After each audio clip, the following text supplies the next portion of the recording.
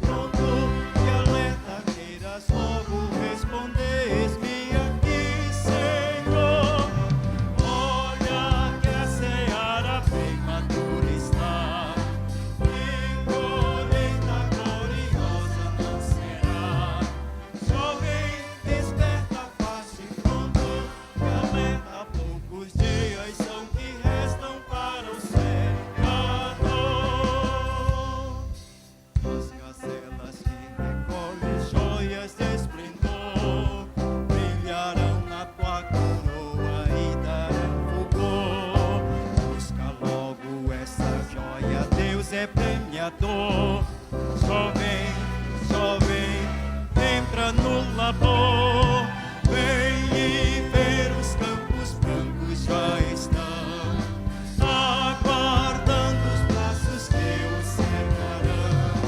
Só vem, desperta a face pronto, e alerta queiras logo responder, eis-me aqui, Senhor. Olha que a seara bem madura está, e colheita gloriosa não será. Só vem, desperta a face pronto, e alerta, poucos dias são que restam para o segador. Amanhã já vai passando, não mais voltará. A colheita o tempo brevemente findará, e perante o teu Senhor vazio te acharás. Só vem, obedece já. Vem e ver os campos brancos já estão aguardando os braços que o cegarão. Só vem, desperta a face pronto, e alerta queiras logo responder, eis-me aqui, Senhor. Olha que a seara bem madura está, e colheita gloriosa não será.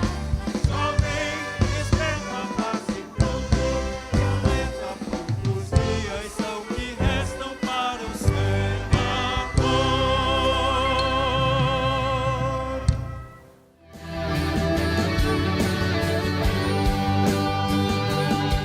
Igreja querida, paz do Senhor. Amém? Mateus 3, a partir do verso 1, por favor. Diz assim: E naqueles dias apareceu João Batista pregando no deserto da Judéia e dizendo: Arrependei-vos, porque é chegado o reino dos céus. Porque este é o anunciado pelo profeta Isaías, que disse: Voz do que clama no deserto, preparai o caminho do Senhor, endireitai as suas veredas. E este João tinha a sua veste de pelos de camelo e um cinto de couro em torno de seus lombos, e alimentava-se de gafanhotos e de mel silvestre. Então ia ter com ele Jerusalém e toda a Judéia e toda a província adjacente ao Jordão, e eram por ele batizados no rio Jordão, confessando os seus pecados. Agora, por favor, Mateus 11, também a partir do verso 1. Aconteceu que, acabando Jesus de dar instruções aos seus 12 discípulos, partiu dali a ensinar e a pregar nas cidades deles. E João, ouvindo no cárcere falar dos feitos de Cristo, enviou 2 dos seus discípulos a dizer-lhe: És tu aquele que havia de vir, ou esperamos outro? E Jesus respondendo disse-lhe: Ide e anunciai a João as coisas que ouvis e vedes. Os cegos veem, os coxos andam, os leprosos são limpos, os surdos ouvem, os mortos são ressuscitados, e aos pobres é anunciado o Evangelho. E bem-aventurado é aquele que se não escandalizar em mim. E partindo eles, começou Jesus a dizer às turbas a respeito de João: que foste ver no deserto? Uma cana agitada pelo vento? Sim. Que foste ver? Um homem ricamente vestido? Os que se trajam ricamente estão nas casas dos reis. Mas então o que foste ver? Um profeta? Sim, vos digo eu, e muito mais do que profeta. Porque é este de quem está escrito: eis que diante da tua face envio o meu anjo, que preparará diante de ti o teu caminho. Em verdade vos digo que, entre os que de mulher têm nascido, não apareceu alguém maior do que João Batista, mas aquele que é o menor no reino dos céus é maior do que ele. Mateus 14, por favor, e nós encerraremos a leitura aqui. E naquele tempo ouviu Herodes o tetrarca a fama de Jesus, e disse aos seus criados: este é João Batista, ressuscitou dos mortos, e por isso estas maravilhas operam nele. Porque Herodes tinha prendido João e tinha o manietado, encerrado no cárcere por causa de Herodias, mulher de seu irmão Filipe, porque João lhe dissera: não te é lícito possuí-la. E querendo matá-lo, temia o povo, porque o tinham como profeta. Festejando-se, porém, o dia natalício de Herodes, dançou a filha de Herodias diante dele, e agradou a Herodes, pelo que prometeu com juramento dar-lhe tudo o que pedisse. E ela, instruída previamente por sua mãe, disse: dá-me aqui num prato a cabeça de João Batista. E o rei afligiu-se, mas por causa do juramento e dos que estavam à mesa com ele, ordenou que se lhe desse. Mandou degolar João no cárcere, e a sua cabeça foi trazida num prato e dada à jovem, e ela levou a sua mãe, e chegaram seus discípulos e levaram o corpo e o sepultaram, e foram anunciá-lo a Jesus. Amém. Irmãos, eu fiz questão de ler com vocês 3 textos em Mateus, porque eu quero falar sobre um servo de Deus muito abençoado. Quero falar sobre João, o Batista. Está bem explícito aqui no texto, nos textos que nós lemos, que eu quero falar sobre João, o Batista. Todos vocês sabem muito bem que Batista não é o sobrenome dele. Batista é o ministério dele. Ele era o batizador. E esses 3 textos que nós lemos, eles nos mostram 3 fases na vida de João, ou no ministério de João, como você queira aplicar o texto. São 3 fases. Mateus capítulo 3, vocês leram comigo até o verso de número 6, e lá no final, no verso 5, no verso 6, o texto é muito claro. Diz que João, ao batizar, João, ao cumprir o seu chamado, a fazer o seu ofício com tanta excelência como ele o fazia, as pessoas saíam das cidades vizinhas, o povo de Jerusalém, o povo das demais cidades da Judéia, o povo das cidades adjacentes, saíam de suas casas e iam para o deserto ouvir João pregar. Então, eu vou usar um português bem corriqueiro para você entender onde eu quero chegar. Em Mateus capítulo 3, o ministério de João está bombando. O ministério de João está em evidência. Em Mateus capítulo 3, todo mundo quer ouvir João pregar. Em Mateus capítulo 3, todo mundo quer ver João batizar. Multidões estão indo ouvir João Batista no deserto. Então Mateus capítulo 3 mostra uma fase excelente do ministério de João. Mateus 11 já mostra uma segunda fase, um pouco mais complicada. Mateus 11, vocês leram comigo também. João está manietado, ou seja, suas mãos estão amarradas. E além de João estar manietado, ele está encarcerado, ele está preso. Herodes Antipas havia mandado prendê-lo, e João agora está preso há aproximadamente 3 meses. Se você fizer uma pesquisa rápida, de acordo com as festas que o povo celebrava, você vai descobrir que João deveria estar preso há aproximadamente uns 3 meses, e daqui a pouco eu volto com mais detalhes para falar acerca disso. Mateus capítulo 14 mostra a última fase do ministério de João Batista, e a mais complicada de todas. Porque Mateus 14, João é morto. João é degolado. Herodes manda degolar João no cárcere. E eu quero aqui falar um pouco sobre essas 3 fases da vida de João Batista e tentar trazer algumas lições para a nossa vida como servos de Deus. Todos nós aqui sabemos que João traz sobre si uma prerrogativa.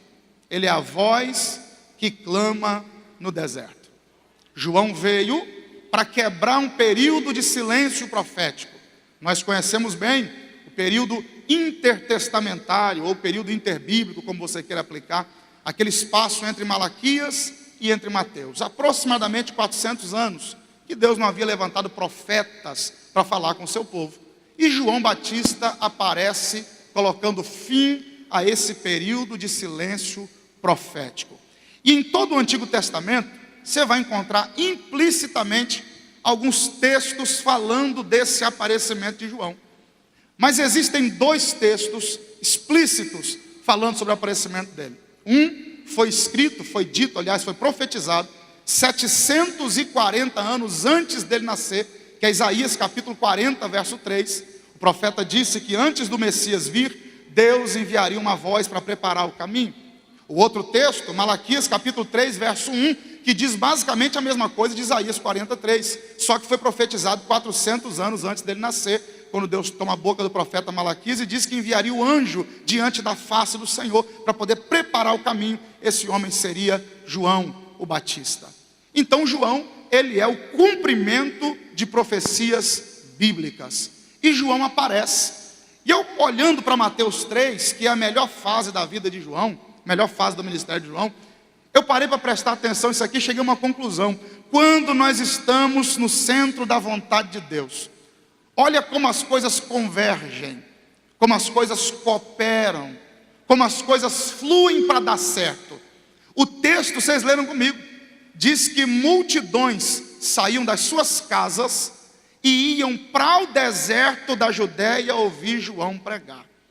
Por que isso é interessante? Porque a mensagem de João era um pouquinho diferente da minha. Eu digo isso com bastante certeza. Se João fosse um pregador contemporâneo, fosse um pregador dos nossos dias, dificilmente convidaríamos João para os nossos cultos da vitória. Por quê? Porque a mensagem de João era mais ou menos assim: raça de víboras, quem vos ensinou a fugir da ira vindoura? Machado já foi posto à raiz. Produzi, pois, frutos dignos de arrependimento, porque toda árvore que não produz bom fruto vai ser cortada e lançada no fogo. Aí João continuava dizendo: olha, o que vem após mim tem na mão a pá. Ele vai limpar a eira, vai colocar o trigo no celeiro e vai queimar a palha no fogo, que nunca se apaga. Era uma mensagem forte. E o povo saía de casa, num sol mais quente que o de Belém, e ia para o deserto da Judéia, ser chamado de víbora, mas ia ouvir João pregar. Eu aprendo que quando eu estou fazendo aquilo que Deus me chamou para fazer, não importa. Quem vai enviar o povo, quem vai enviar o recurso, quem vai fazer dar certo é Ele. 2 glória, 3 amém, um aleluia, eu vou repetir. Se você estiver fazendo o que Deus te chamou para fazer, fica tranquilo que Ele garante o êxito, Ele garante o sucesso. Agora, por que João apareceu com a mensagem tão forte? Eu fiquei pensando nisso também. João apareceu com a mensagem forte, porque João está pregando para um povo doente. Da lei que Deus havia dado a Moisés, lá no Pentateuco, das 613 ordenanças que Deus deu a Moisés, surgiram inúmeras vertentes religiosas. Saduceus, fariseus, essênios, herodianos, e o povo então estava em conflito e com isso doente espiritualmente falando. Então por que João aparece com uma mensagem tão forte para pregar para um povo doente? Simples, porque doença grave exige remédio forte. Ninguém combate câncer com Sonrisal. Não dá para combater AIDS com aspirina. Quanto mais grave for a doença, mais forte será o remédio. O que eu aprendo com isso? Nem sempre o que vai curar a minha alma vai fazer bem para o meu ouvido.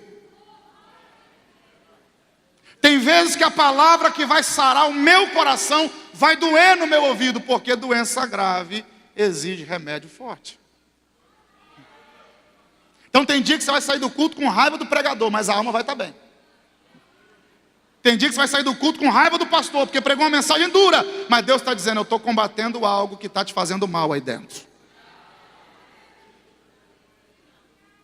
E o povo está indo ouvir João. O texto paralelo a Mateus 3, vocês sabem muito bem, eu estou pregando numa igreja que ama muito a palavra de Deus. O texto paralelo a Mateus 3 é João capítulo 1. Os dois falam do mesmo momento de João, só que cada um com a narrativa diferente. E João vai dizer, João o evangelista, vai dizer que João vive o seu melhor momento, João Batista vive o seu melhor momento no Jordão. Porque João está lá batizando, raça de víboras, raça de víboras, raça de víboras. De repente Jesus vai ter com João no deserto. Jesus vai lá para ser batizado. E quando João Batista vê Jesus, ele muda a mensagem imediatamente. Até Jesus chegar à raça de víboras. Quando Jesus chegou, ele disse, opa, eis o Cordeiro. Esse é o Cordeiro que tira o pecado do mundo. Veio fazer o que aqui, Jesus? João, eu vim ser batizado por você. Aí João diz, tu vens a mim? Sou eu quem tenho que ir a ti. Eu só batizo com água. O Senhor vai batizar com o Espírito Santo e com fogo. Eu não sou digno nem de desatar a correr da sua sandália. O que o Senhor está fazendo aqui? Aí Jesus diz, João, eu vim ser batizado por você para que se cumpra toda a justiça de Deus. Não vem ao caso agora entrar no detalhe o que batismo tem a ver com justiça, mas era necessário que Jesus passasse pelo batismo de João. Como o servo não é maior do que o Senhor, João Batista olha para Jesus e diz, já que o Senhor insiste, então eu vou batizá-lo. Aí João pega Jesus, aí João Batista vai viver o melhor momento da vida dele. Escute que isso é importante. João Batista mergulha Jesus nas águas do Jordão. E quando ele levanta Jesus, a Trindade se reúne. É a primeira reunião da Trindade na nova aliança. O Deus Filho está nas águas do Jordão. O Deus Espírito Santo vem em forma corpórea de pomba e pousa sobre a cabeça de Jesus. E o Deus Pai brada lá do céu, eis o meu Filho amado em quem eu me comprazo. Ouçam o que ele tem a vos dizer. A Trindade está reunida. E sabe quem é que está na reunião da Trindade? João. Se o povo de Belém estivesse naquele culto, ia virar um Pentecoste. Imagine, você vê o Deus Filho, vê o Deus Espírito Santo em forma de pombo e ouvir o Deus Pai. Que culto extraordinário, e João está lá. É o melhor momento do ministério de João. Aí Jesus sai do batismo, escute isso, e vai para o deserto guiado pelo Espírito Santo ser tentado pelo diabo. Jesus passa 40 dias no deserto, vence a fome, vence a sede, vence Satanás, vence o pecado, tudo pelo poder da palavra. Quando Jesus volta do deserto, cheio do Espírito Santo, ele começa a pregar nas sinagogas. Aí a multidão, o povo começa a querer ouvir Jesus. Os discípulos de Jesus começam a batizar pessoas também. Aí João, evangelista João, no capítulo 3, a partir do verso 22, diz que alguém foi levar um recado para João Batista. Alguém foi lá no deserto e disse assim, João, lembra aquele cara que você batizou aqui uns 60 dias atrás? Lembro, meu primo Jesus, vim preparar o caminho para ele. João, eu acho que você deu um tiro no pé. Por quê? Porque o ministério dele está crescendo mais que o seu. Os discípulos dele estão batizando mais gente que os seus discípulos. E o povo está indo mais ouvir ele do que vindo aqui te ouvir. João virou para quem levou o recado e disse assim, João 3, 29 e 30, quem tem que se alegrar com a noiva é o noivo, e não o amigo do noivo. Convém que ele cresça e que eu diminua. Irmãos, é o melhor momento do ministério de João. Me permita aqui abrir um parêntese de 1 minuto para te explicar o que João disse quando ele está dizendo assim, quem tem que se alegrar com a noiva é o noivo. Eu acho que cabe bem aqui para nós essa noite. No casamento judaico, você não precisa nem recorrer a livro de uso e costume. Mateus 25 está bem representado isso. O noivo não dizia a hora que ia buscar a noiva, todo mundo sabe disso. E o noivo tinha os seus amigos e a noiva tinha as suas amigas, que em Mateus 25 é representado pelas 10 virgens. As amigas da noiva ficavam na porta do local onde seria a festa, e os amigos do noivo na casa do pai com o noivo. Mas para o noivo manter a chama acesa enquanto ele não ia, que ele nunca dizia a hora que ele ia buscar a noiva, para ele manter a chama do relacionamento acesa, para a noiva não desistir, ele mandava recados para ela. Só que ele não podia vê-la, então ele mandava o melhor amigo dele levar o recado. Só que o amigo tinha que ser fiel e tinha que levar o recado do mesmo jeito que o noivo estava falando. Então o noivo chegava para o amigo dele e dizia assim: fala para minha amada que os olhos dela são como o brilho das estrelas. Diga para ela que os lábios dela parecem favos de mel. Aí o amigo tinha que ser fiel, pastora Rebeca tinha que ir lá dizer: olha, ele mandou dizer que os seus olhos são como o brilho das estrelas. Ele mandou dizer para você, noiva, que os seus lábios parecem favos de mel.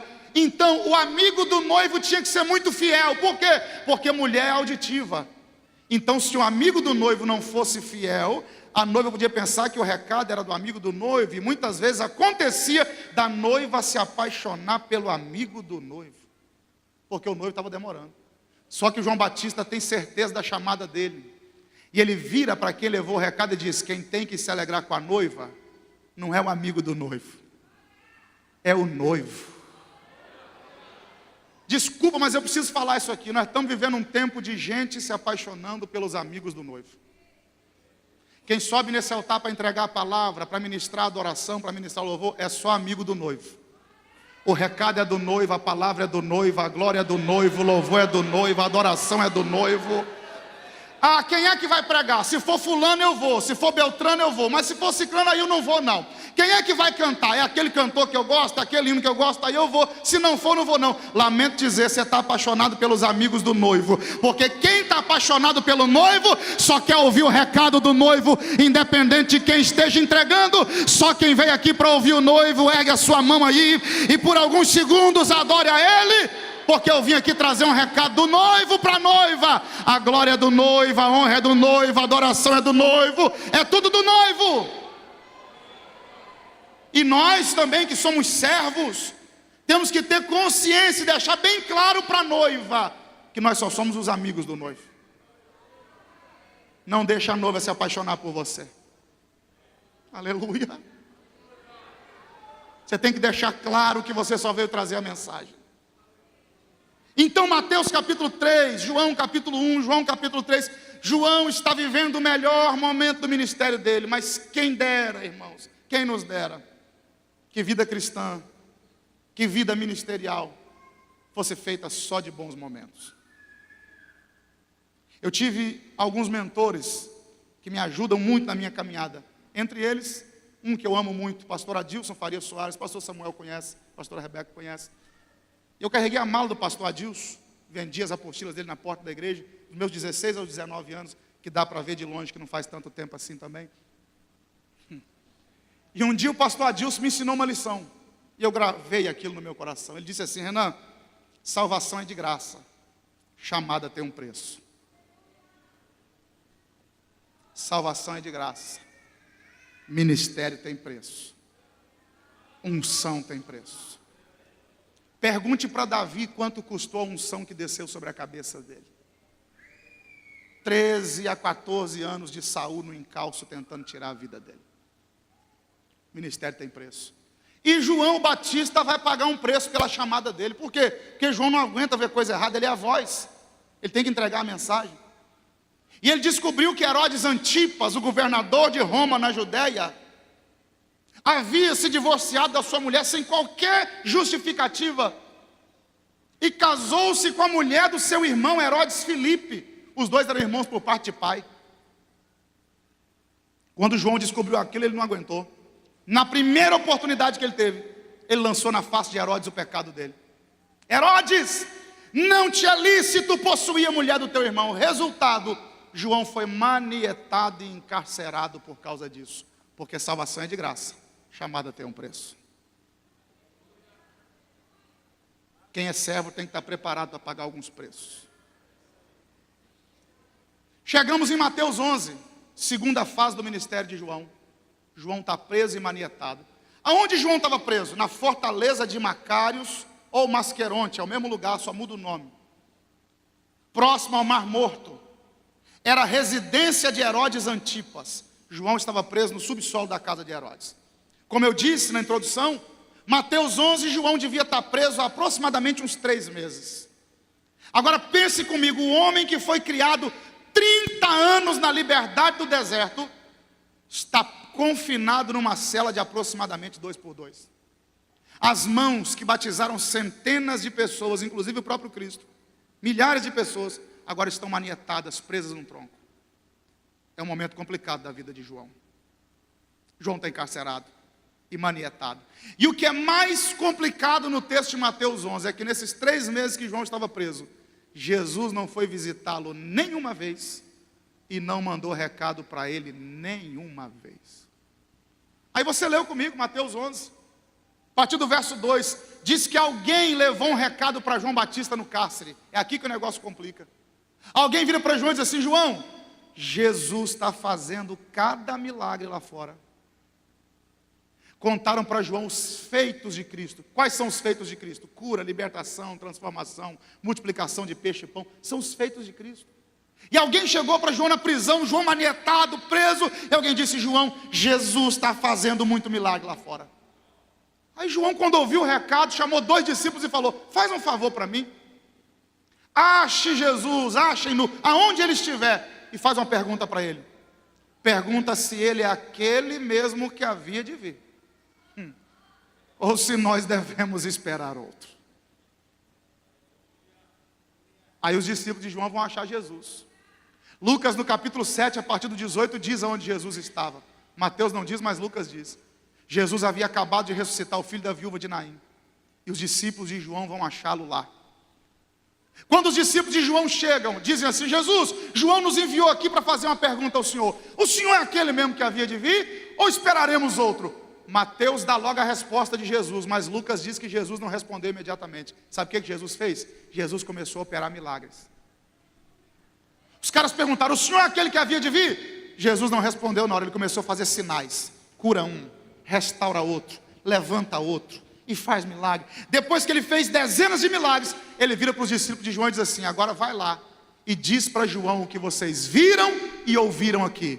Fala para João que os cegos estão enxergando, os coxos estão andando, os leprosos estão sendo limpos, estão sendo purificados, os mortos estão ressuscitando. E a melhor parte, fala para João que o evangelho está sendo pregado aos pobres. Quando os discípulos de João estão saindo, Jesus acrescenta o recado e diz assim: fala mais e diga para João que bem-aventurado é aquele que não se escandalizar em mim. Agora imagina os discípulos de João voltando, chegando no cárcere, e João dizendo: e aí? Ele vai pagar minha fiança? O que ele mandou dizer? Ele mandou dizer para você que os cegos estão enxergando, os coxos estão andando, os leprosos estão sendo limpos, os mortos estão ressuscitando, o evangelho está sendo pregado do mesmo jeito. E ele mandou dizer mais, João: bem-aventurado quem não se escandaliza nele. E eu fiquei pensando, durante muito tempo eu pensei que João tinha duvidado de Jesus. Durante muito tempo. Porque tem vezes que a gente não consegue entender bem o texto. Mas aí eu fui corrigido pelo Espírito Santo. João não duvidou de Jesus. Repare que a pergunta de João está no plural. É ele que havia de vir ou esperaremos outro? Ou devemos esperar outro, de acordo com a versão de algumas versões? Está no plural. É uma pergunta política. João Batista é preso de quem? Herodes. Herodes era o quê? Governador de Roma na Judéia. E João esperava um Cristo que viesse causar uma revolução política. João esperava que viesse um Cristo que tirasse Israel do jugo de Roma. Mas Jesus veio libertar almas do inferno. João não duvidou que Jesus era o Cristo, porque ele estava na reunião da Trindade. Ele ouviu o Deus Pai falar: esse é o meu filho, então não tem como ter dúvida. Então João não duvidou. O que João fez? João questionou. Há uma diferença entre duvidar e questionar. Dúvida vem da alma, questionamento é fruto de raciocínio. Como assim? O que é duvidar? Duvidar é quando eu digo assim: Deus é Deus. Depois eu digo: não, Deus não existe. Não, Deus existe, Deus não existe. Aí é dúvida. Deus faz, Deus não faz. É dúvida, e a dúvida anula a fé. Não há espaço para dúvida no reino de Deus. Agora, questionamento é fruto de raciocínio. João sabe que Jesus é o Cristo. João quer saber quando ele vai ser livre da prisão. João quer saber quando Jesus vai causar uma revolução política e libertar o povo, que automaticamente, se Jesus causasse uma revolução política, João saía do cárcere, a porta da prisão abria para ele, porque João era um preso político. Então João não está duvidando que Jesus é o Cristo. João quer saber quando a porta vai abrir para ele. E é aqui que está a fase mais difícil. O que é difícil é você estar numa situação complicada e ouvir dizer que Deus está fazendo milagre na vida de todo mundo, só não fez na sua ainda. João está preso e manietado, mas Jesus está curando um monte de gente lá. Aí João pensou consigo, peraí, fui eu que apresentei ele, fui eu quem batizei ele, eu abri o caminho para ele, eu preparei o caminho para ele, nem uma visita, nem uma palavra. Aí sempre tem alguém para contar, e ele está fazendo cada milagre lá fora, João. João falou, peraí, se ele está fazendo milagre lá fora, ele pode fazer na minha vida. Pergunta para ele quando é que o milagre vai acontecer. É ele quem vai libertar Israel ou vem outro depois dele? João está perguntando o seguinte, quando é que a porta vai abrir para mim? E eu estou pregando para a gente aqui essa noite que não duvida que Deus pode fazer. Ele só quer saber quando o milagre vai acontecer na vida dele. Gente que sabe que Deus cura, só quer saber quando a cura vai acontecer na sua vida. Gente que sabe que Deus abre porta, mas quer saber quando a porta vai abrir para você. Gente que sabe que Deus liberta, quer saber quando a libertação vai acontecer na sua casa. Gente que sabe que Deus cumpre promessa, quer saber quando a promessa vai se cumprir na sua vida. E as notícias só têm chegado, viu o que Deus fez na vida de fulano, viu o que Deus fez na vida de Beltrano, e você diz, e quando é que vai ser a minha vez? Aleluia. Quando é que o milagre vai acontecer comigo? Gente aqui que está orando há 5, 10, 15, 20 anos, e gente que chegou na fé, depois de você já recebeu o milagre, e você está dizendo, e o meu, quando é que vai acontecer? Aleluia.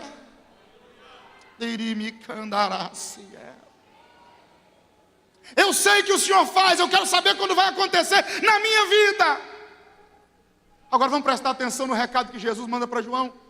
Quando os discípulos chegam lá e dizem, o Senhor é aquele que havia de vir, Jesus começa a operar milagres, depois diz, fala para João que os cegos estão enxergando, os coxos estão andando, os leprosos estão sendo limpos, os mortos estão sendo ressuscitados, o evangelho está sendo pregado. E eu não entendi esse recado bem, mas depois eu consegui entender. Sabe o que Jesus está dizendo? Fala para João que eu continuo no controle de tudo.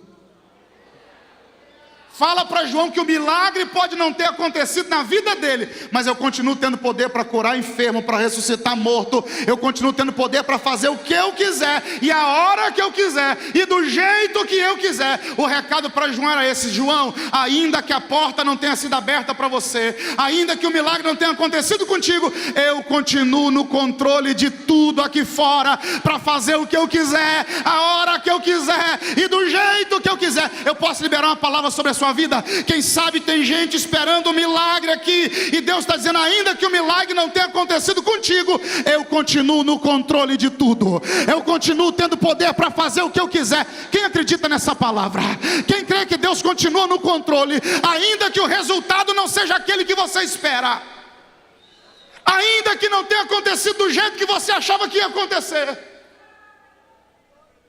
Aleluia, irmãos, eu sinto graça de Deus aqui nessa palavra. Quem está comigo nessa palavra? Quem está comigo? Eu vou incomodar quem está do seu lado agora. Libera ela para umas 3 pessoas aí e fala assim, ó, ele está no controle. Diga aí, ele está no controle. Ele está no controle. Ele está no controle, aleluia. A cura pode não ter chegado, mas ele está no controle. A porta pode não ter sido aberta, mas ele está no controle. O milagre ainda não aconteceu, mas ele está no controle. Ainda não foi do jeito que eu esperava, mas eu sou servo, eu acredito que ele está no controle. Ainda que o milagre não aconteça no tempo que eu acho que deveria acontecer.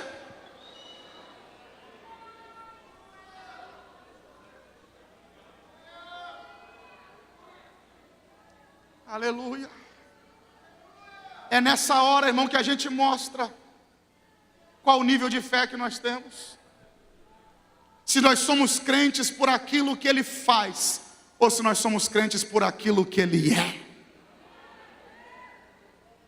Ainda que o milagre não aconteça, continue crendo, ele está no controle. Agora olha o complemento do recado que Jesus mandou, e aqui que está a chave. Jesus diz assim, fala para João que bem-aventurado é aquele que não se escandalizar em mim. Só que tem uma versão bíblica, nós temos muitas versões, que ao invés de bem-aventurado que não se escandalizar, está escrito assim, bem-aventurado é aquele que não achar em mim tropeço. Como eu gosto muito de pesquisar, No nosso português, escândalo e tropeço são duas coisas diferentes. Mas por que um evangelista escreve bem-aventurado que não se escandaliza, o outro diz bem-aventurado que não tropeça? Aí fui pesquisar a etimologia, a origem da palavra escândalo. E eu descobri que tem tudo a ver. É a mesma coisa. Escândalo no grego, S-K, o S é mudo, escandalon, com N no final. Grego não é minha área, só sou um curioso. Escandalon era o nome do gatilho que disparava a arma de prender, a armadilha de prender pássaro. Você vai entender agora. Quem aqui conhece, sabe o que é, já viu ou já fez uma arapuca? Deixa eu ver. Todo mundo que levantou a mão tem mais de 30. Eu nasci no interior. Já fiz muita arapuca, arma de pegar pássaro, a armadilha de pegar pássaro. E o jeito que nós fazíamos lá em Mantena, na roça, é muito semelhante ao jeito que os romanos faziam, de onde veio a origem da palavra. Vou te explicar a grosso modo para você entender. Fica tranquilo que eu já estou concluindo. Pegávamos lá na roça um cesto, que também chamávamos de balaio, dava no mesmo. Cesto ou balaio dava no mesmo. Colocávamos ele de boca para baixo. Alguns faziam uma armadilha mais bem elaborada, a gente fazia assim que era mais rápido. Colocava o balaio, uma madeira na boca do balaio. Debaixo dessa madeira, outra. Tinha gente que amarrava uma cordinha aqui para puxar quando o pássaro entrava debaixo. Nós colocávamos uma outra madeira aqui, e os gregos faziam do mesmo jeito, os romanos também. Essa madeira de baixo chamava-se escândalon. Colocava-se nela o alimento que o pássaro gosta de comer.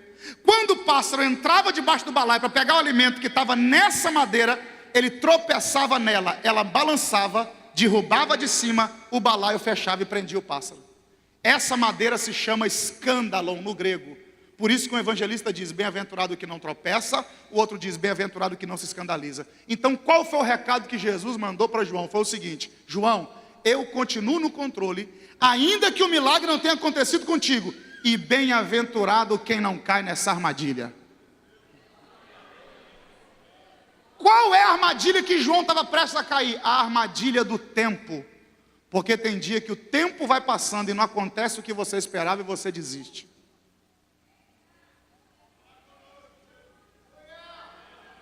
Quantas pessoas retrocederam na fé? Quantas pessoas voltaram ao mundo? Quantas pessoas abandonaram chamadas, sonho, ministério, abandonaram projetos, porque não aconteceu no tempo que ele achava que ia acontecer. Só que Deus nos trouxe aqui essa noite de domingo para dizer: bem-aventurado quem não cai nessa armadilha. Ainda que o tempo esteja passando e não aconteça do jeito que você pensou que ia acontecer, você vai continuar crente, você vai continuar adorador, você vai continuar servo, você vai continuar fiel, vai continuar ofertante, vai continuar dizimista, vai continuar adorador, vai continuar do mesmo jeito. Ainda que o tempo esteja passando e o milagre não tenha acontecido, você não vai cair nessa armadilha. Aí eu vou afundar o prego aqui. Satanás olhou para você e disse: esse vai ser o último congresso. O milagre não aconteceu do jeito que ele esperava, não aconteceu no tempo que ele esperava. Agora ela desiste, agora ele desiste, para a vergonha do inferno. O milagre pode não ter acontecido. Amanhã você está aqui de novo, terça-feira você está adorando a Deus de novo, quarta-feira continua dando glória, quinta-feira dá glória a Deus mais alta ainda, sexta-feira continua adorando do mesmo jeito. Por quê? Porque você não vai cair nessa armadilha. Irmão, estou sentindo graça de Deus aqui nessa palavra. Ergue a sua mão que eu vou liberar ela. Eu declaro profeticamente: você não vai cair nessa armadilha. Você não vai cair nessa armadilha. Ainda que o tempo passe, ainda que o milagre não aconteça, nessa armadilha você não cai.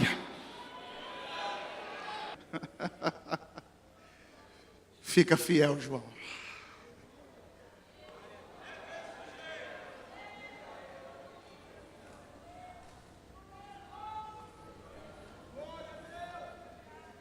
Tem dia que cansa, tem dia que dói, tem dia que pesa, mas nós não vamos cair na armadilha. Aí quando os discípulos de João saíram, para eu encerrar, Jesus vira para a multidão, para a turba, e diz assim: o que é que vocês foram ver no deserto? Uma cana agitada pelo vento? Não. Vocês foram ver um homem bem vestido? Também não. Isso aí vocês tinham que procurar nos palácios, na casa dos reis.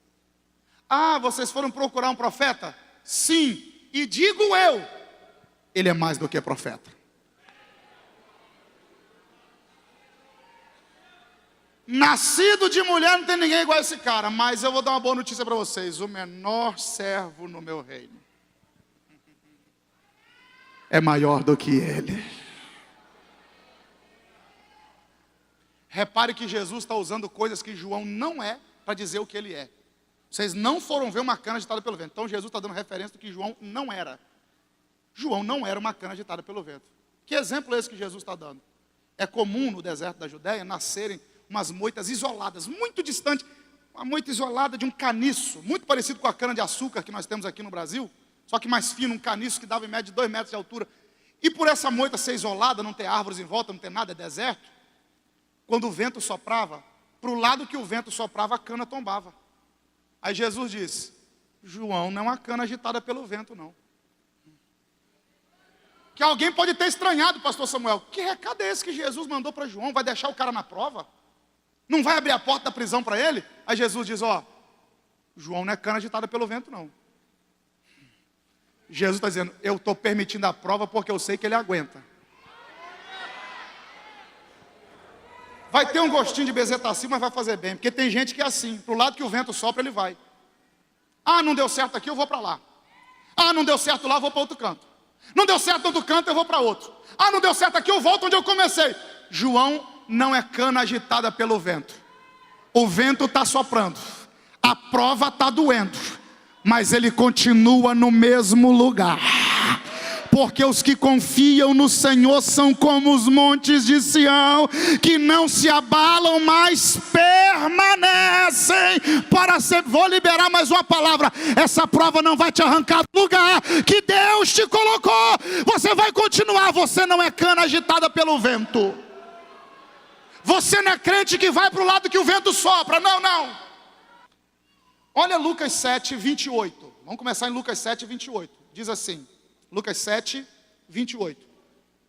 E eu vos digo que entre os nascidos de mulheres não há maior profeta do que João Batista, mas o menor no reino de Deus é maior do que ele. Aí Jesus continua o texto falando para os fariseus. Jesus diz assim para os fariseus: vocês, no verso 30,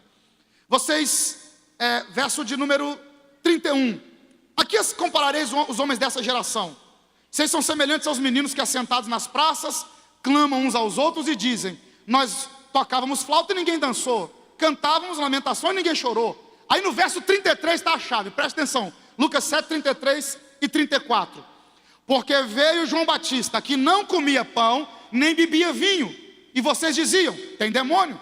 Veio o Filho do Homem, que come e bebe o quê? O mesmo do verso 33, come e bebe pão e vinho. Então tem que ser um pouquinho exegeta aqui.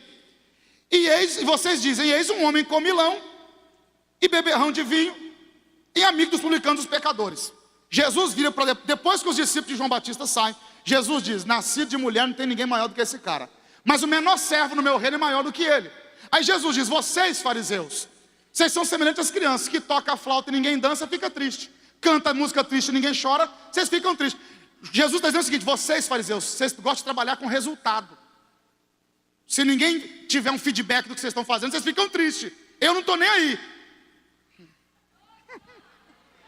Aí ele diz o seguinte: João Batista não comia pão nem bebia vinho. Vocês falavam: tem demônio. Eu como pão e bebo vinho, vocês também dizem que eu tenho demônio.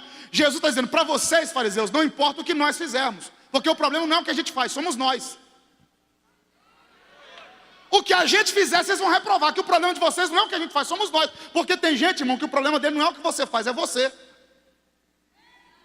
Tudo que você fizer, o miserável vai reprovar. Por quê? Porque ele não gosta de você. Por alguma razão que você não sabe, ele não gosta de você. Infelizmente, não era para ser, mas é. Você pode fazer a melhor coisa do mundo, ela não vai botar defeito, porque o problema dele é contigo, não é o que você faz. Jesus falou: o problema de vocês, fariseus, é esse. João não comia pão, não bebia vinho, tinha demônio. Eu como pão e bebo vinho, tem demônio. Agora, que pão e vinho é esse que João não comia e não bebia? E o que é que isso tem a ver com ser o menor no reino? Com ser nascido de mulher, não tem ninguém igual a ele, e o menor no reino ser maior do que ele. Todas as vezes que Jesus no Novo Testamento fala de pão e vinho, ele fala do sangue do corpo dele. Pastora Rebeca, Jesus multiplicou peixe e pão. A senhora conhece o texto melhor do que eu. Ele atravessa o mar da Galileia. No outro dia, quando ele acorda, a multidão está toda lá. Ele olhou para o povo e falou: eu sei o que vocês estão querendo. Estão querendo mais pão, né? Mais comida. Deixa eu falar um negócio para vocês. O pão é minha carne, o vinho é o meu sangue. Quem não come da minha carne, não bebe do meu sangue, não tem parte comigo. Aí o povo começou a ir embora. Esse homem é canibal. Aí alguns discípulos foram também. Aí Jesus virou para os 12, que eram os mais próximos, e falou: quer ir? Pega carona. Estou preocupado com isso não. Aí Pedro tomou a palavra e falou: para quem iremos nós? Só tu tens a palavra de vida eterna. Aleluia. Mateus 26, a partir do 17, na última ceia, lá no verso, a partir do verso 25 por ali, Jesus pega o pão na última ceia e diz: esse pão é o meu corpo. Façam isso na minha ausência. Partiu e deu para eles. Levantou o cálice e disse: esse cálice é o meu sangue, derramado por perdão de pecados de todo aquele que crê. Façam isso também na minha ausência. Então, quando Jesus falava de pão e de vinho, ele está falando do corpo e do sangue dele. Aí ele diz assim: nascido de mulher não teve ninguém igual a João, mas o menor no reino é maior do que ele. João não comia pão nem bebia vinho. Por que que o menor no reino é maior do que João? Porque o menor no reino faz o que João não fez. Porque João anunciou o reino, mas nós entramos no reino. Para de graça, vou repetir de novo. João anunciou o reino, mas você entrou no reino. João pregou o reino, mas nunca se assentou na mesa com Jesus e participou de uma ceia. João nunca comeu pão e bebeu vinho. Aí Jesus diz: o menor no meu reino é maior do que ele. Por quê? Porque o menor no reino come da minha carne e bebe do meu sangue. Se João, sem comer da minha carne e sem beber do meu sangue, aguentou a prova, quem come da minha carne e quem bebe do meu sangue vai aguentar a prova até o final, porque o corpo e o sangue de Cristo te fortalece para aguentar a prova. Mateus 14, terceira e última fase do ministério de João. Aniversário de Herodes. Aniversário de Herodes. Herodes Antipas.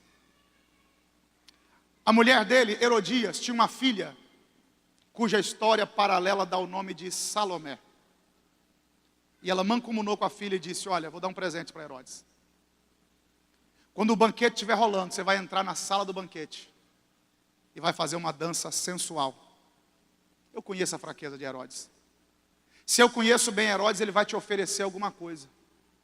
E quando ele te oferecer, não aceite nada a não ser a cabeça do profeta numa bandeja.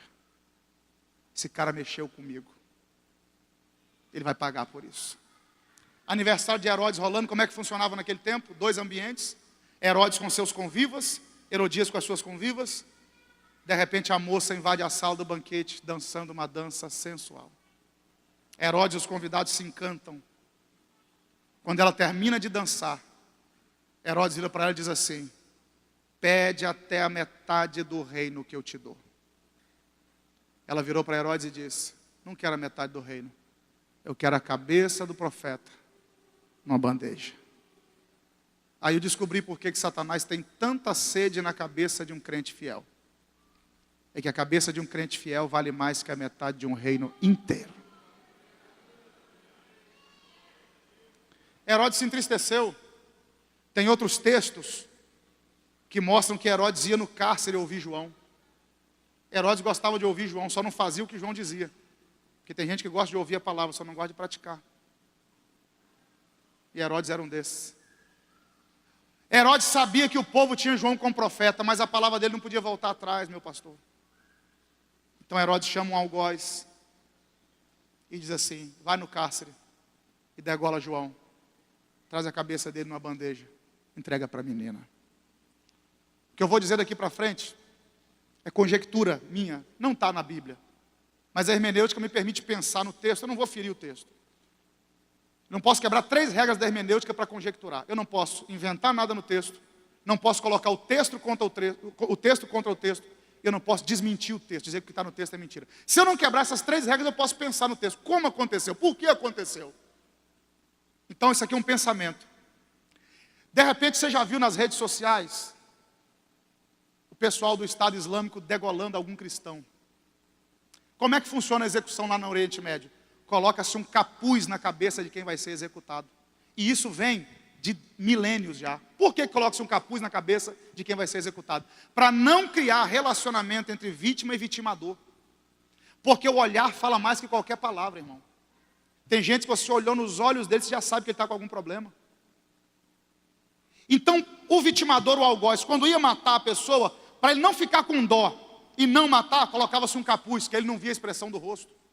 Então ele cortava a cabeça da pessoa sem criar intimidade e relacionamento, para ser a sangue frio.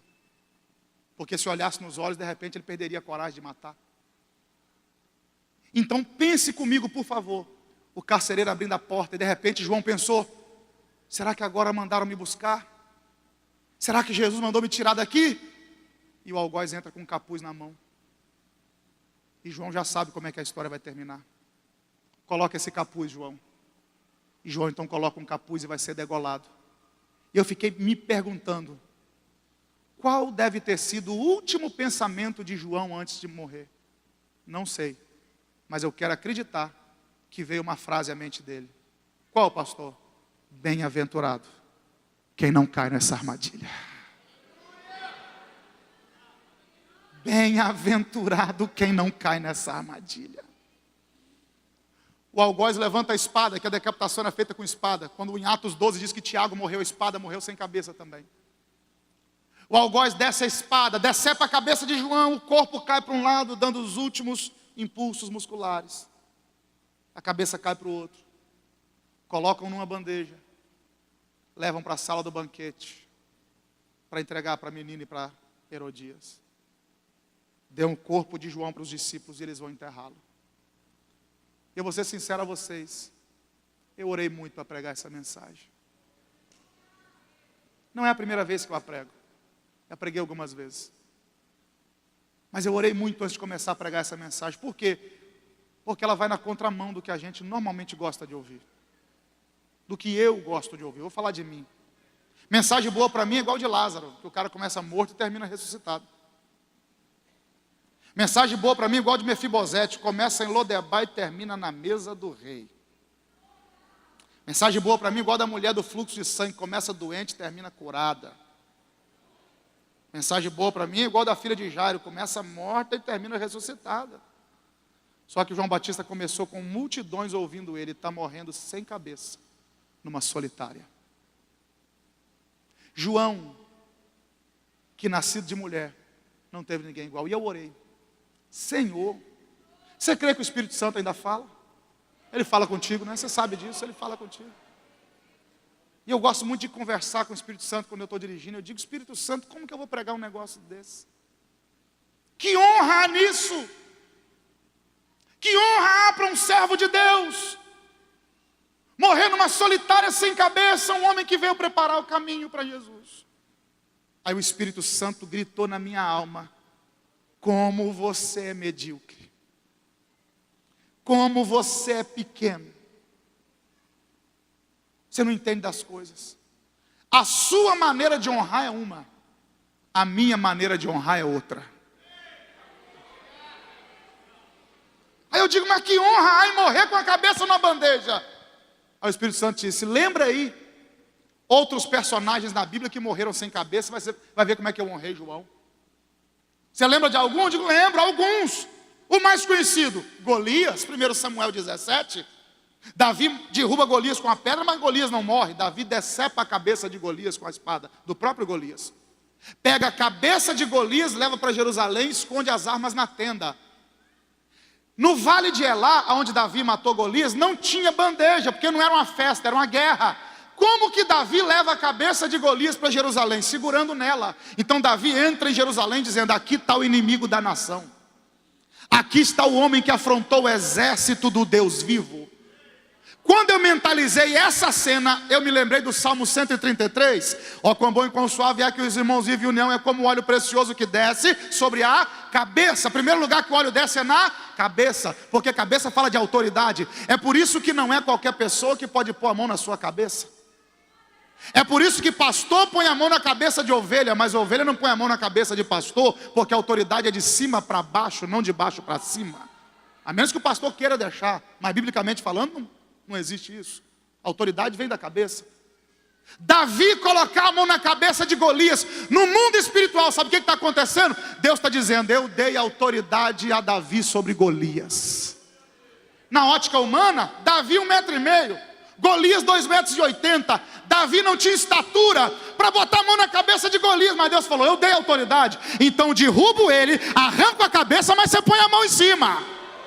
2 glória, 3 aleluia, 1 amém. Vou repetir: você pode não ter altura, mas eu derrubo o gigante, corta a cabeça dele e você põe a mão em cima. Mas que eu dei autoridade, eu dei.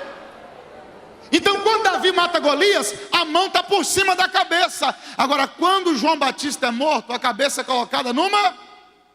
Me ajuda, a cabeça é colocada numa... E na bandeja a mão vem por cima ou por baixo? Por cima ou por baixo? Por cima ou por baixo? É Deus dizendo: cabeça que eu unjo, Herodes não põe a mão em cima dela. Herodes não põe a mão em cima dela. Fica de pé comigo, por favor.